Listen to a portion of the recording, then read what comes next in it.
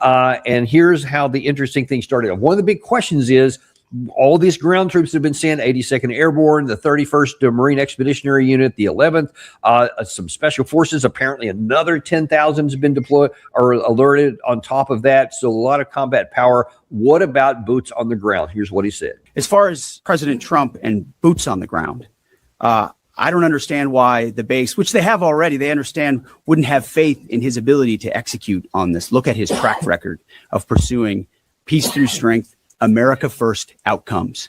What he's simply saying, and it's exactly true, and I've said from this podium too, we're not going to foreclose any option. You can't fight and win a war if you tell your adversary what you are willing to do or what you are not willing to do, to include boots on the ground. Our adversary right now thinks there are 15 different ways we could come at them with boots on the ground. And guess what? There are. We're not do. But if anybody has internalized the lessons of Iraq and Afghanistan as the first one, President Trump, to call them out for what they are, he's not going to. Okay, a lot to unpack there. We'll start with that last one first. There was a number of statements in there I think were designed to try to solve, I don't know if placate is the right word, but to make the base feel better by saying words that they like to hear. But I just wonder, to what extent are those words happening when, as he says, look at the ground truth, look at the actual result here. And we'll start with the last one there. This is not Iraq. This is not a forever war, because President Trump understands that. Well, let's consider the simple fact that the commercial traffic through the Strait of Hormuz has fallen by 95 to 97%. Commercial traffic on the pre-war scale will not resume anytime soon. An estimated 15 million barrels of oil a day have been taken offline. Shortages in Asia have already driven Singapore jet fuel to $231 per barrel. And while this war persists, insurance brokers will not underwrite shipping through the Strait of Hormuz. So let's just stop at that point and consider that it's not just petroleum products. It's broader than that. In other words, when it comes to growing food, feedstocks, fertilizer, these things are not available. And this is starting to have a profound impact around the globe. Even if the war stopped tomorrow morning, it would take at least, I suspect, 6 months to a year to try and recover from the damage that we've inflicted thus far. And what we're preparing to do now, and I think this is pretty clear from his statement, is to do again what we did before, only more so. In other words, the intensity and the numbers of missiles and bombs and so forth that are going to be hurled at Iran will be greater. And I guess there's the expectation that if you do this again with greater gusto, that somehow or another that's going to shut down Iran. I don't think it will. And to this we add ground forces. Now we're talking about roughly 20,000 light infantry from the Army and the Marines. There are all sorts of things they can do with those, but I'm not sure that is going to produce a fundamental change in the strategic conditions that we've developed. So, I'm trying to figure out, all right, Mr. Secretary, you're telling us you're going to make things worse. You're going to bomb more intensively. And the assumption is that this will work. And where's the evidence that it will work? Well, look at the numbers of missiles and drones that are being launched. They're not being launched in the same volume as they were before. Well, I can say that our airstrikes are not being launched in the same volume as they were a few weeks ago. Does that mean we've lost? Does it mean that we're incapable? Of course not. And every time someone talks about, well, the Iranians are about through, they've run out of missiles and so forth, we see another wave of tactical ballistical or theater ballistic missile attacks or intermediate range ballistic missile attacks on the Saudi Peninsula, the Arabian Peninsula, the former Gulf Emirates, or we see that in Israel. I'm trying to find evidence for what he's insisting has happened. And the only evidence I can find is that, we did a lot of damage. It hasn't worked. And then the question is, what are you going to do to make it work, and what are you going to do differently? And one of the other things she said in that opening soundbite there was that, listen, we're in the peace through strength and America first. I mean, those are obviously buzzwords that the base certainly likes to hear. But At what point does the base? So obviously, the independents and the left is never believed any of it anyway. But what extent does the base is going to keep saying, okay, America first, because you're going in on the ground here? I don't see where that's America first. Are these messages going to stop resonating, or do you think they'll keep going on for a long time? Two things. First, the economic impact of this war is driving us into recession. And President Trump comes on every day or every other day and makes statements that he hopes will calm markets. He's trying to manipulate the marketplace to persuade people things aren't as bad as you think they are. This war isn't going to last as long as everyone says. Now, how much longer can he do this? Can he do it for a week, 2 weeks, 3 weeks, 4 weeks? It all depends upon whether or not you think you're going to get a sudden collapse of Iran and a sudden willingness to surrender Iran to Israel, which is actually what we're fighting for. Remember, this is a war, as Hegseth says, for Israel against Iran. So I don't see that happening. So that's the first part. The second business is, again, what's the economic impact globally? And most Americans don't know what it is. It's profound. It's back to fuel, food, feedstock, and fertilizer. We're looking at famines breaking out over the next 6 to 12 months because in Africa, South Asia, the Middle East, you can't grow food without fertilizer. Your green revolution is being effectively reversed. And then finally, the issue for most Americans, sadly, is if you only lose a few people on any given day, very few people pay attention. In other words, 10, 15, 20 people killed or wounded. That's unfortunate, but Americans aren't going to be sort of distracted from the television, from the game on Monday night, or from buying a six-pack at 7-Eleven. On the other hand, if we were to lose 400, 500, 600 men within the space of 24 hours, that would probably alert everybody that, my God, we're in a real war. And you see, the game in Washington is to convince everybody it's not a real war. It's only a war for the Iranians. And that's not true. It is a war that is regional and has the potential to go global. But Americans aren't paying attention because, frankly, the enemy has not killed large numbers of us, thank God.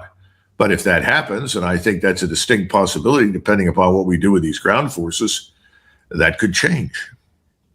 And in fact, speaking of those ground forces, whatever they may do, Hegseth said there are 15 different ways that we could use these troops, and Iran doesn't know which ones they are. And they're right; they all are options here. But it almost doesn't matter what they are, whether it's Karg Island, whether it's Kashim Island, some of these other smaller ones actually in the Strait. Bandar Abbas, as you have heard it recently, it's been in the news also. And then even some ground operations up in the Kurdistan area on the Iranian side of that border. I mean, it almost doesn't matter what they would be doing. It's hard for me to imagine any ground operation with that number of troops in a country that's 4 times bigger than Iraq. It is expecting some ground troops and has mobilized a lot of their Basij to well over 1 million total troops. Is there any kind of plausible plan that would reap some sort of benefit for the commensurate with the cost we would likely lose in blood? It seems unlikely to me. It's sort of sending people with jackhammers to the Rock of Gibraltar and say, we want you to remove this rock over the next 24 to 36 hours. So 1,000 jackhammers start working on the Rock of Gibraltar. How's that going to turn out? It's not going to make a dent. The Rock of Gibraltar is not falling. It's not going to move. And that's the way I see this strategically. It's back to the earlier comment. You're using air and naval power to lay siege to a giant continental power, Iran, that is protected by mountain ranges and deserts, has 93 million people. How do you inflict real damage that's going to make any difference? And I think that's part of why you're hearing from Donald Trump and others the possibility that in addition to the oil infrastructure and the power grid, we may also attack desalination plants. And of course, the problem with it is that Iran will respond. If you look at the desalination plants, I think somebody said there are roughly 50 of them, maybe a little bit more, across the Arabian Peninsula, reaching up into Kuwait. If you destroy those, you're going to ensure that millions of people die of thirst. Literally, that's what will happen. You've got a desalination plant outside of Riyadh that is enormous, and without it, the city of Riyadh, the capital city of Saudi Arabia, can't exist, which means that they are already planning on the very high probability that that plant will be destroyed, and they'll have to evacuate more than 1 million people, or they'll face dying of thirst, literally. So that's one problem. The other problem is you've got very few forces. Now, some of those undoubtedly, I guess, are going to be used in the interior of Iran. That's the hope. Others will be used to seize points on the ground or islands in the Persian Gulf that we think are strategically vital to Iran. Well, there's a problem with these assumptions as well. First of all, most of the U.S. Navy in the Indian Ocean is 1,000 miles away from the Persian Gulf. Now, most of your troops are going to be on ships that have to come in closer to launch V-22s and helicopters carrying Marines into the Gulf area. How do you do it without being discovered? How do you do it without being identified and immediately targeted? Why is the Navy operating 500 to 1,000 miles away from the Persian Gulf? Well, they want to stay alive. They don't want to go under. So that's problem number one. Are you going to take the airborne troops and drop them in from above? In other words, are you going to conduct an airborne assault? You may remember that back in 1991, Schwarzkopf was besieged by the Marine Corps because they wanted him to launch the Marines on an assault against Kuwait City. Later on, the airborne mafia went to Schwarzkopf and said, let us seize Talil Airfield at An Nasiriyah, which you'll remember. And Schwarzkopf said no to both because it would be too many casualties. In fact, he told the Marines, you may lose more Marines in accidents trying to take the city from the sea than you will to enemy fire. It's ridiculous. We're not going to do that. He told the airborne crowd, no, I'm not going to do that. Forget it. You'll get a lot of people injured. What are you going to accomplish? Now, in this setting, you're talking about a far more competent and lethal enemy in Iran than what we faced in Iraq. And by lethal, I mean these people have weapon systems that allow them to reach out and touch you from hundreds of miles away. They don't have to park missile launchers on any of the islands in the Persian Gulf. They don't even have to put people out there in very many speedboats. All they have to do is drop an intermediate range ballistic missile on top of a ship that's trying to go through the Strait of Hormuz. Everybody knows that, and that's why the insurance underwriters aren't going to support it. So if all of those things are true, how are you going to get them in? And then secondly, let's assume that we're brilliant and we have magical ways of doing it. Maybe we have stealth aircraft that can't be detected. Once they're in there, how do you sustain them? How do you evacuate your wounded? How do you feed them? How do you provide water? I mean, where are they going to go to get these things? If you're going to try and fly it all in, I would imagine that every conceivable air and missile defense weapon the Iranians have will be focused on preventing that. Then to that, you've got to add all these precision guided weapons, whether they're drones or missiles, that will be used against the forces that you put on the ground. Now, I suppose somebody wants to run around Iran and try to find enriched uranium. Well, good luck with that. Again, you're going to have to fly a long, long way. Remember what Desert One looked like and how far they had to fly from their location in the southern part of Iran to get to Tehran. I don't know what could happen. And again, how do you find the enriched uranium? How do you be absolutely certain? How can you be absolutely certain that you're onto the right thing? I mean, if I were an Iranian and I thought this was even a possibility, I would plant all sorts of strange pieces of enriched uranium and put them where somebody find them and then sit there and wait for you to show up and destroy you. I mean, the whole thing strikes me as being somewhat ludicrous, but I could be wrong. Maybe they've got a special magic way to do this that will avoid pitfalls that I've described. I don't know. Well, and I'm showing on the map here as you're looking in. I mean, if you went from Iraq to Isfahan, which is, or Natanz, either one of these things here, you're talking about that's 454 miles if you're coming in from Iraq, and that's the straight line distance in the air. And you see all this has to go over Iranian territory. So every bit of this route here, just to get troops in to any material that may be in these areas here, that certainly the Iranians can read a map, I would imagine. And so there would be anti-aircraft capability all around here that can take out helicopters. I mean, how risky would that part be? I would regard the risk as unacceptable. And again, this goes back to our experience with Market Garden. You put enough paratroopers or Marines far enough ahead of you and away from that you can't adequately protect them and reach them. What happens? They get killed or they're taken prisoner. So I think all these things have to be taken into account. I hope that is in fact what's happening. See, the problem again is this tendency to underestimate the Iranians. I think we've done that from the beginning. I think it's a serious mistake to do that now. And you know, I'm going to go back to something you said just a second ago, because that was also addressed at this press conference this morning. Referred to what President Trump said in his ultimatum on March the 30th here. That's yesterday. The key part where he says, "We will conclude our lovely stay in Iran by blowing up and completely obliterating all of their electric generating plants, oil wells, and Carg Island, and possibly all desalination plants." This morning, one of the questions for the general was, basically kind of, isn't that a war crime? Now he's going to answer this. Tell me if you can interpret what he said to regular English. General, the president wrote yesterday that the U.S. might destroy Iran's electricity generating plants and oil wells. Those are his words before ending this operation. Is there a way to do either of those things without seriously harming civilians?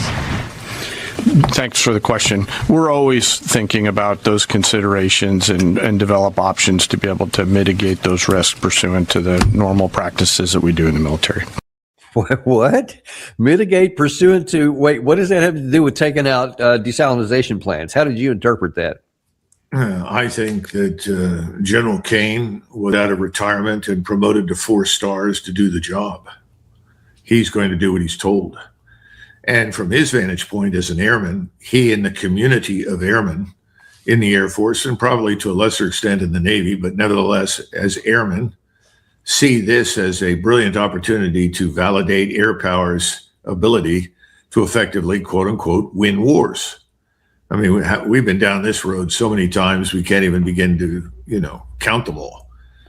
So my view is that I think he's aware of that, but he's also going to go back to the things that we did during the Second World War and the things we did in Vietnam. We killed 2 million Vietnamese. How many of those were combatants? Did anyone care? I mean, as war goes on, the logic of violence takes over. And if you can't win one way, then you turn to another. The problem for this approach is that if we destroy desalination plants, if we go forward with this plan to utterly eradicate oil infrastructure, then the Iranians have the ability to target and destroy all of the desalination plants in the Persian Gulf region on the Arabian side. And the last time I looked, there were somewhere between 50 and 57 plants. This would mean that millions of people will die of thirst. That's what it means. And that's setting aside, the fact that we're doing enormous damage to the rest of the world in terms of its ability to grow food because of the fertilizer issue and other critical minerals and chemicals that we can't really live without. So, I think he was telling you, fine, we recognize that and we'll do whatever we're supposed to do to win this war. Yeah, that's kind of how I viewed it too, because he certainly didn't repudiate that. But let me just kind of ask you, we have, especially after World War II, most around the world on all sides said, we need to come up with, updated Geneva Conventions and the law of land warfare and things that everybody's, sort of fight fair. You can fight viciously, but you have to fight within these rules, et cetera. And for a long time, at least, people gave them rhetorical support. But now then, it seems to me that that those are basically just dead letters, if ever they were anything here. And what are some of the things that President Trump mentioned on there are just categorically the violations of the laws of warfare, where you punish a population, even things that have no military utility. Can we safely conclude that that no one cares about the law of warfare anymore, and that there are no war crimes? Remember, Secretary Haig said quite recently, this is a war for Israel against Iran. The Israelis regard this as a war for their existence. The Iranians regard this as a war for their existence.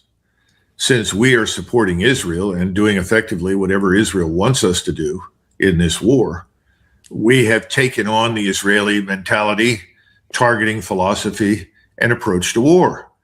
And if you want to know what the Israeli approach to war is, you have to look at Gaza, look at South Lebanon. In fact, I would say that the Israeli approach at this point is to create imitation Gazas all over the region, and that includes Iran. If Iran can be turned into a Gaza or subjected to Gazification, and that's the price of victory, that's acceptable to the Israelis. That's acceptable to their lobby in the United States and to the Zionist billionaires who are pressuring Trump to fight this war. Now, I would hope that we have somebody left in Washington with some degree of character and backbone to stand up and say, look, this is not an existential war for us.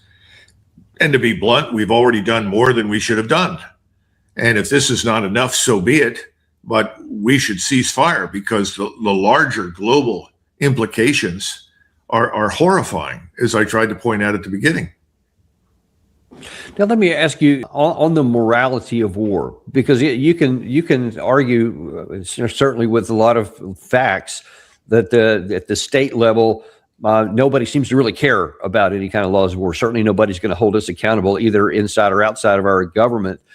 But about the troops, I remember my first combat experience was under you and several others in Desert Storm, and in the preparation for us to go, even from Saudi Arabia, before we launched into fighting the Iraqi divisions, you guys told us, our leaders, that there's the law of war we have to follow. That we can't shoot prisoners, we can't do all this stuff, and we told us we have to do the right thing, and that imbued us with this moral oughtness that we have to fight hard, but we also have to fight fair. I mean, that's what we had going in there. But if you take away that, and even at the top level, there's no concern about doing what's right. I mean, are you concerned that may trickle down into the troops, and then even at the tactical level, they may also loosen up the laws of tactical warfare?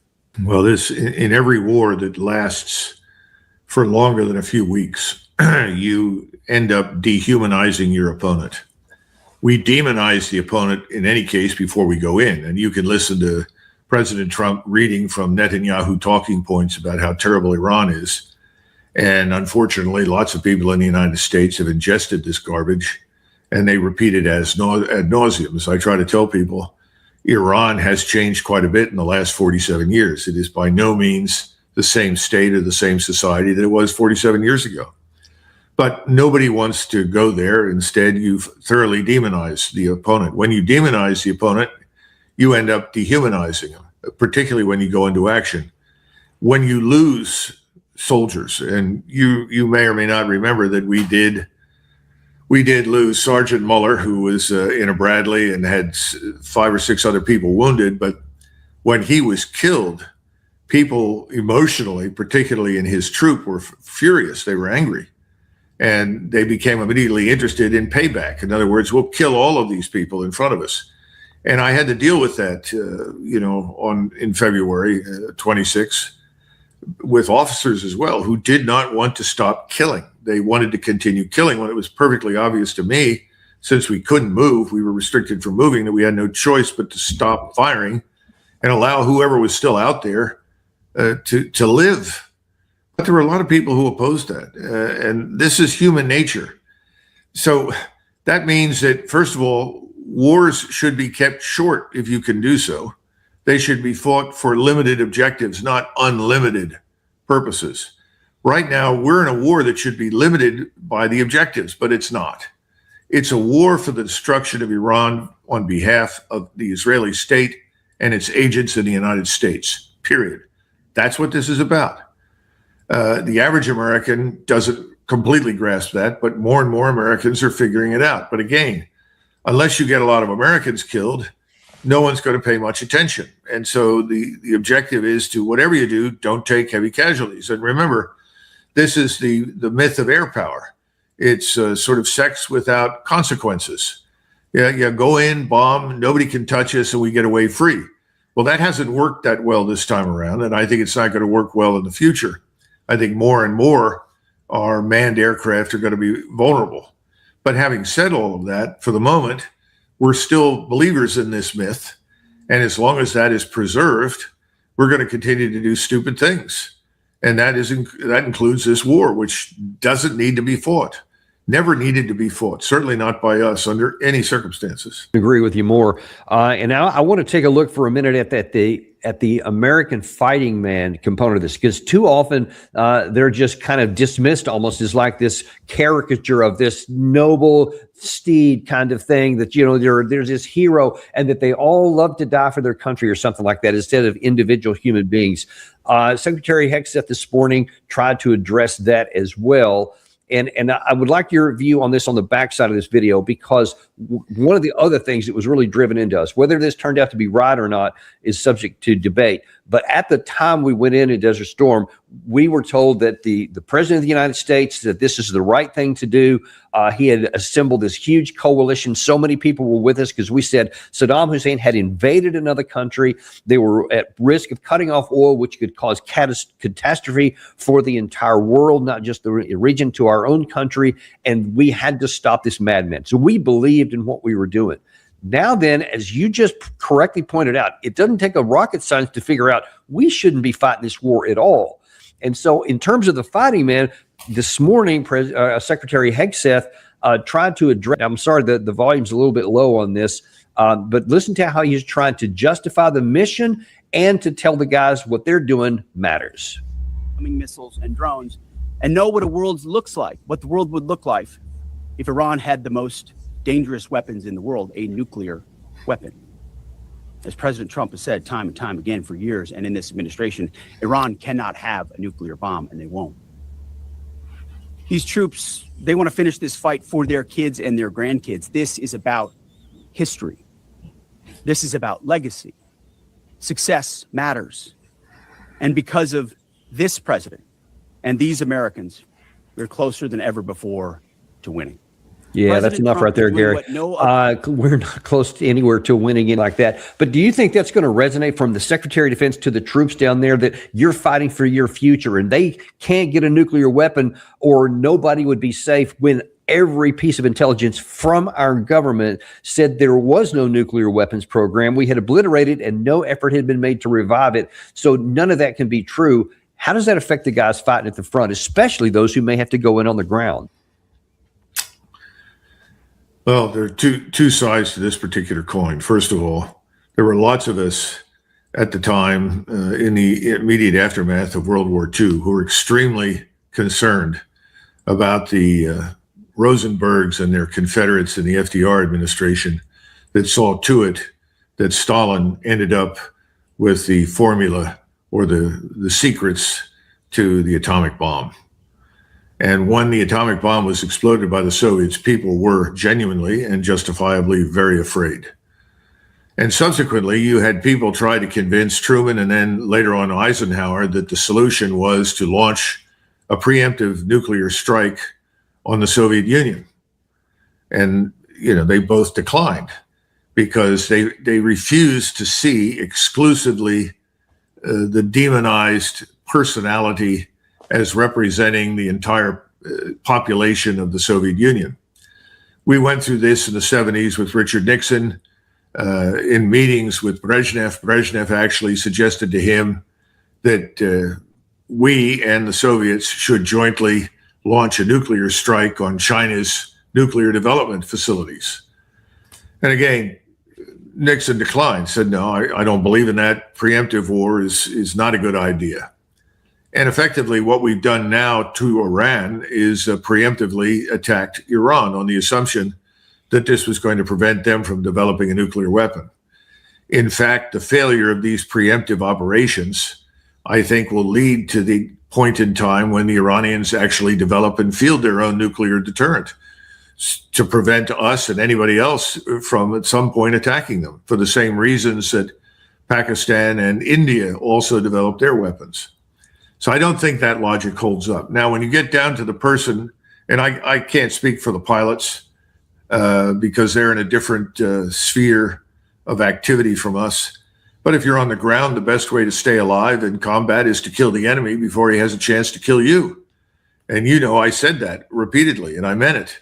When you understand that, you have to understand that there will be mistakes, that people will be killed that you probably didn't intend to kill. But when you've got thousands of soldiers and Marines who are trying to do what you asked them to do, and at the same time also avoid being unnecessarily killed, you're going to have those mistakes. But I don't think that means that everybody goes in with the intention of killing everything that shows up in front of them. That's not necessarily the case. But the longer the war lasts, the more blood that is spilled, the more fighting and killing that occurs, the more likely people involved in this are to take the position, let's just annihilate them and get this over with. Of course, that's always an illusion. No one can annihilate anybody. That was tried during World War II by multiple combatants and belligerents. But that kind of mentality takes over. And again, you have people that are called commissioned officers. Their job is to hold this in check, to contain these emotions. Because if the officer can't do that, then you're going to get the worst possible numbers of crimes. Not because the people that are fighting are bad. They know that the way to stay alive is to kill the enemy first. It's that simple. It's just unfortunately, I totally get that at the tip of the spear. That's the only thing you can do. It would be irrational to do anything less than that. But man, on the backside, if some of your mates die in a war that should never have been fought, that's going to be a little harder to deal with. I know that happens. That eventually happens. I mean, back in 1991, I was disappointed because I thought, if nothing else, we should send a force to Baghdad and demand the surrender of Saddam Hussein and anybody else with him. Put this place under a new set of generals, and then we can go home. But we didn't do that. I do remember that, as a matter of fact. Well, let's take a look at where we are. This one, you have laid out basically how there is no military solution to this. We can't force the Strait of Hormuz open. Ground troops are going to do nothing but basically get a lot of Americans killed. That's not enough to put any pressure on the regime anyway. Well, one wonders if that is starting to get through to the president, because this is the Wall Street Journal reporting today that Trump tells the aides he's willing to end the war without reopening the Strait of Hormuz. It says in recent days, according to this article, Trump and his aides assessed that a mission to pry open Hormuz would push the conflict well beyond the timeline of his 4 to 6 weeks. He decided that the U.S. should achieve its main goals of hobbling Iran's navy and its missile stocks, hobbling, not destroying, and winding down current hostilities while pressuring Tehran diplomatically to resume the free flow of trade. Obviously, when I read that, I'm like, well, that's zero chance. And then they addressed that. If that fails, Washington would press allies in Europe and the Gulf to take the lead on reopening the straits. And it seems that this morning that is something he's doing, because these are two true sources he posted within 10 minutes. He said, first of all the countries that can't get jet fuel because of the Strait of Hormuz, like the United Kingdom, which refused to get involved in the decapitation of Iran, I have a suggestion for you. Number one, buy from the U.S. We have plenty. And number two, build up some delayed courage. Go to the Strait and just take it. You'll have to start learning how to fight for yourself. The USA won't be there to help you anymore, just like you weren't there for us. Iran has been essentially decimated. The hard part's done. Go get your oil. And then 10 minutes later, he turns to France. The country of France wouldn't let planes headed to Israel, loaded up with military supplies, fly over French territory. France has been very unhelpful with respect to the butcher of Iran, who has successfully has been eliminated. USA will remember. So what do you make of what this allegedly says about where President Trump's mind is right now? I mean, if he can't open the strait, if he can't defeat the government militarily, what other options does he have? Well, keep in mind that Iran did not shut down the traffic through the Strait of Hormuz. Lloyd's of London did that. The underwriters who provide insurance for the vessels that travel in and out of the Persian Gulf, they would not underwrite any shipping because they're not going to put themselves at risk of total bankruptcy in a war zone. So that needs to be understood. That's why the whole notion of mining the strait or putting in barriers and so forth. That was never necessary. The Iranians understood that. Now, as far as the free flow of trade is concerned, that's going to resume. In fact, some people would argue it's begun to resume. Unfortunately, not at the pre-war levels, although that eventually over many months can change.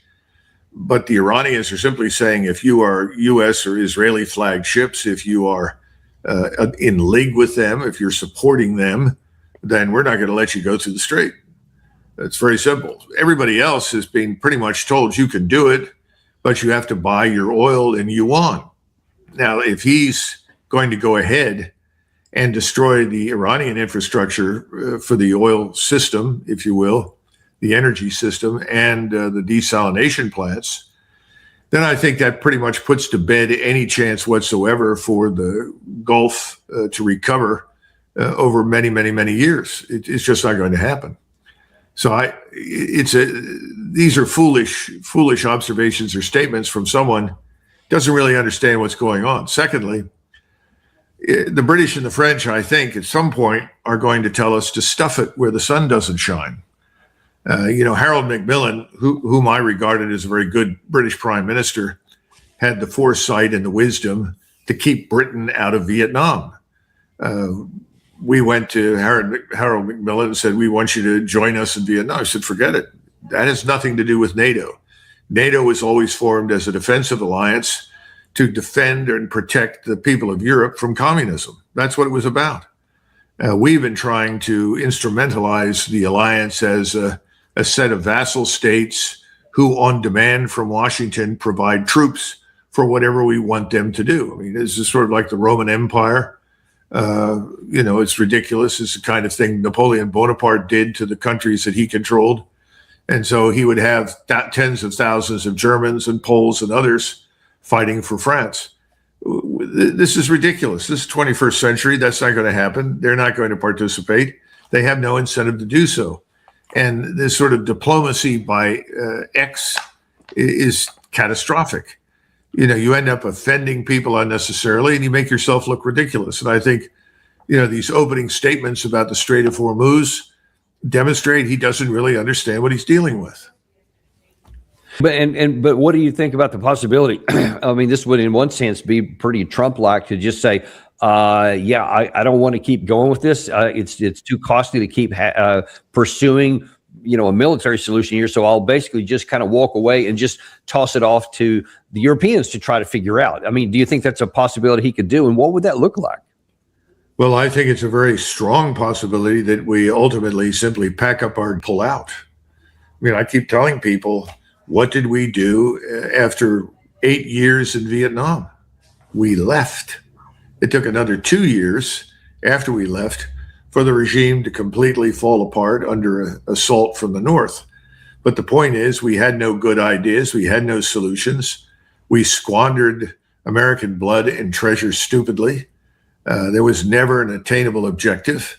And as a result, we looked ridiculous. But it was, for various reasons, not taken as evidence for our weakness and stupidity. And of course, we did recover from it. Now, what we're doing at the moment is we're beginning to look feckless because we have thrown everything that we possibly can, short of a nuclear weapon, against the Iranians, and it hasn't worked. So if you're sitting anywhere in the world, whether it's Brazil or China or Russia or anywhere else, you're looking at this and saying, oh, this is interesting. Clearly, we can defend ourselves against this. It's not as bad as we thought. So I think we're beginning to look weak, which is what happened to the British after the Boer War. It's not a good thing for us at all. But again, I don't know that President Trump is thinking in those terms. If he's just watching videos that show explosions and things burning without understanding the larger strategic implications, I don't see anything good happening in the short run. But over the long run, if he goes ahead and does what I think he's going to do, we won't accomplish our objectives at all. It'll get worse, and we'll just leave. That's, sir. I mean, especially if he recognizes that this is beyond military means, we can't win this, then one would hope he would come to that conclusion in action and not send anybody on the ground into a mission which would only cause casualties and then not die. I've unfortunately seen that play out even in Afghanistan. So I don't have a lot of hopes for that. But it's not only the guys on the ground. And I want to take a look at something that's not being given a lot of consideration here, but I know it's something that you pay attention to and what your thoughts are here. This graphic here is showing, because of these attacks like the Eid-3 the other day that got blown up in Prince Sultan Air Base and some of the other aircraft that we've already lost, we've had to move our troops way back. So right now, you are having to fly American airplanes rather, on these bombing runs, some from continental United States, some from Europe, etc. And you can see here, this is the number of sorties and where they've come from RAF Fairford in the UK, from the United States, continental United States. That is putting a tremendous amount of wear on our airframes and our air crews. And there's lots of evidence that says, for every 1 hour of flight time and in combat, especially, you have to have like 8 to 10 hours of maintenance time. And when you have to fly that much, what do you have any concerns about the stress that's putting on the air crews as well as the aircraft themselves? Well, remember, during World War II, we and the RAF together lost 18,000 bombers trying to penetrate German air defenses. That's why you had such high casualties in the 8th Air Force. Lost 58,000 men killed, almost twice the number of Americans in uniform killed that were lost in the Marine Corps in the Pacific. Now, this is a different world today. We spend a lot more money on individual bombers, billions of dollars, and we can't afford to put these bombers at risk. So we've got to be careful where we position them and how we use them. And so I think there are constraints on our ability to fully exploit high altitude bombing. They're not profound yet, but they're headed in that direction. I think we have to understand something else. President Trump said this war is going to end whenever he wants it to end. And I think he's telling you by implication that when he decides it's enough, he's going to pull out and leave. And I think the consequences strategically will be extremely negative. We will be finished in the Middle East. I think we're finished there now, frankly. All of these Sykes-Picot states left over from the Versailles Treaty in 1919 are going to vanish. I think there are going to be internal revolutions in the Arab world to deal with these, let's put it this way, the Epstein class in the Arab world that rules them. And ultimately, I think we're going to go in, but it's going to be very tough for the reasons that you outlined. Naval forces, and for that matter, ground forces or air forces, all have had to move a great distance away from where they want to go. And sometimes I have to remind people, when we landed at Normandy, we landed several hundred miles from the German border. If we had tried to land on the German coast, the whole thing would have been destroyed instantly.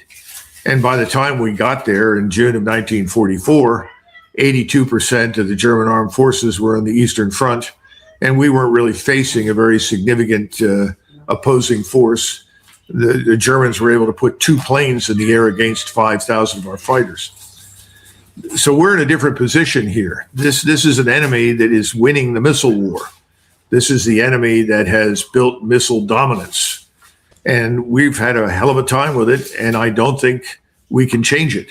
What we'll see. But my fear is it will go in again, do pretty much what we did the first time around, and simultaneously try to move Marines and airborne infantry, Rangers, special forces, infiltrate these forces into the region.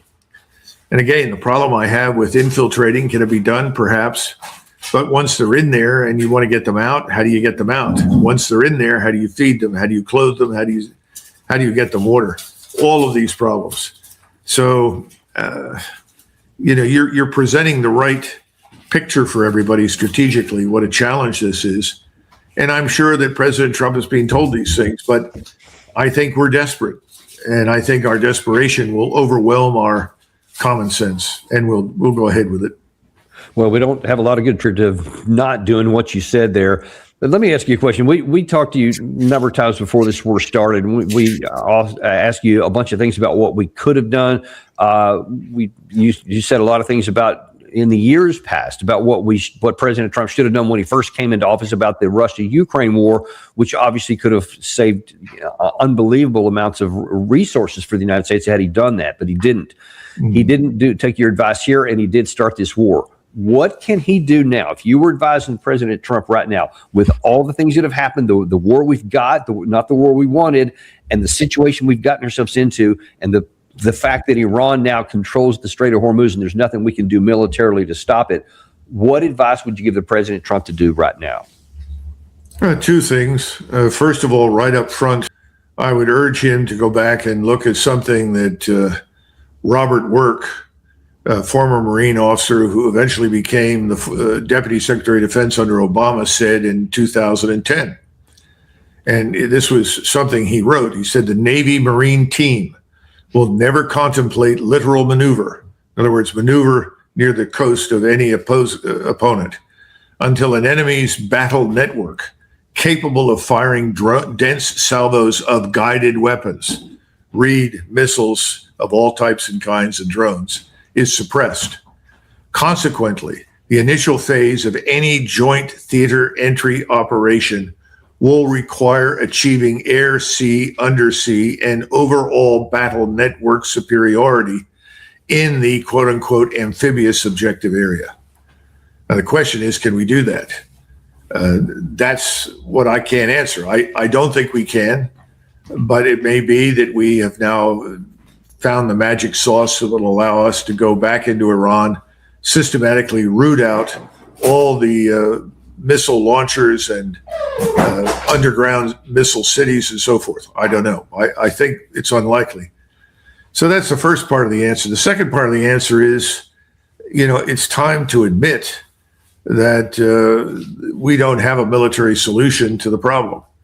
And I would urge him to make that statement publicly and say that we would rather settle this, short of war in some setting and ask for countries that are willing to do so to mediate. Now, that's something he's not going to want to do, Dan. This is a man for whom everything is mortgaged to vanity. He and his persona are at the center of everything. This is now his great war. Now, we all know it's because of Israel, and he's trying to utterly destroy Iran on behalf of Israel. But the truth is he's now taken this on board. In other words, he's adopted the Israeli mentality, is not just Israeli talking points, the Israeli way of war. And that's unfortunate. But that would be the other thing that I would urge him to do, because if you understand what Robert Work meant in 2010, you recognize the enormous challenge that we confront today in the Persian Gulf, then he might step back and say, well, then we've got to find another way, and that way will not be with military power. But I don't think we're there yet. And of course, he doesn't seem to care in the least what the economic consequences are. I think his war is driving us into a very deep recession. And the rest of the world is going to face all sorts of problems. It might even be financial, economic depression accompanied by famine in many places because of the fertilizer problem. So that's the best I can do, Dan. I don't know what else to offer. Well, there's not any good answers. We'll just start with that. Last question I got for you today, though, is to kind of zoom back to the 30,000 foot level. When you see all these reports in the last week, just in the last 1 week, about how the U.S. and Israel are both running out of interceptor missiles, PAC 3, the Arrow 2, Arrow 3 systems interceptors are running dangerously low. THAAD systems are interceptors running very low, extremely expensive. Tomahawk cruise missiles, depending on which report you look at, somewhere between 650 and 850 were used in the first 20 some odd days of this war. We don't know how many are continuing to be used, but the bottom line is our inventories of all of these critical weapon systems, interceptors at the PAC 3 level, the THAAD, and then offensive missiles with the standoff with JASSMs and also with Tomahawks are at really low numbers because of everything we've given to Ukraine, everything we've given to Israel since 2023, and now we're expending here.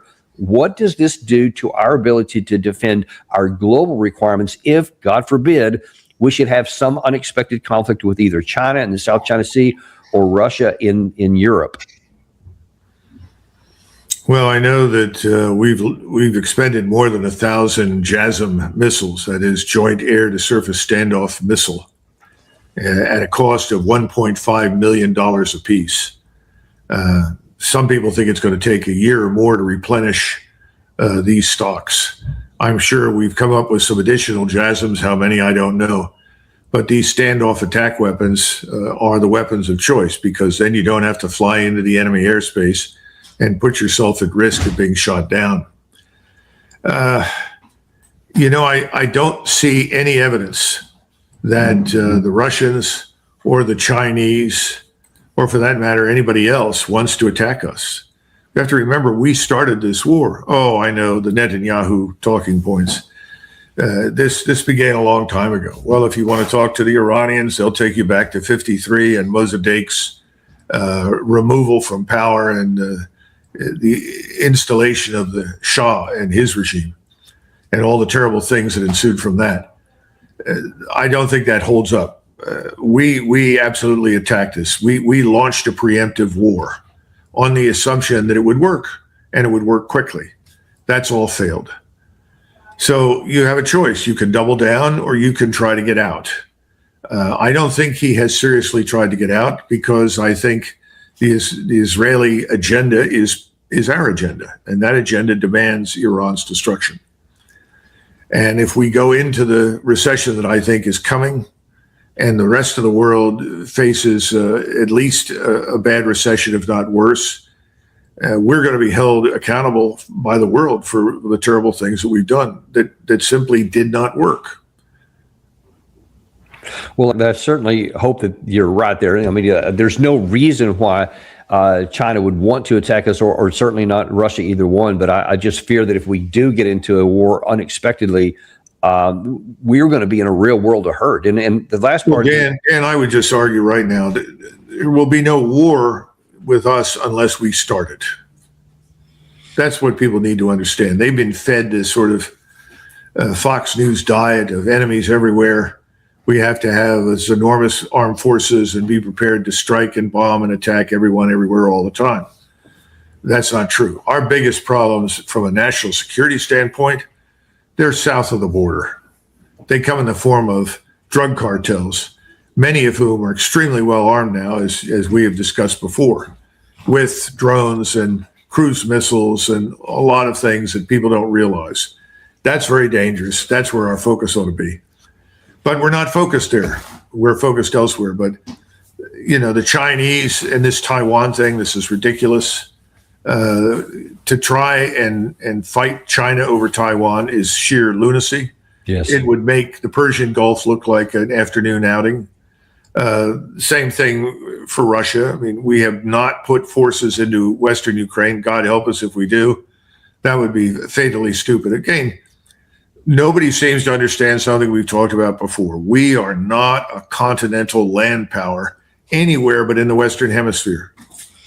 So when things go badly for us, we sail away, we drive away, and we fly away. We don't live in the Eastern Hemisphere. But the people we're harming all live in the Eastern Hemisphere. That's the problem.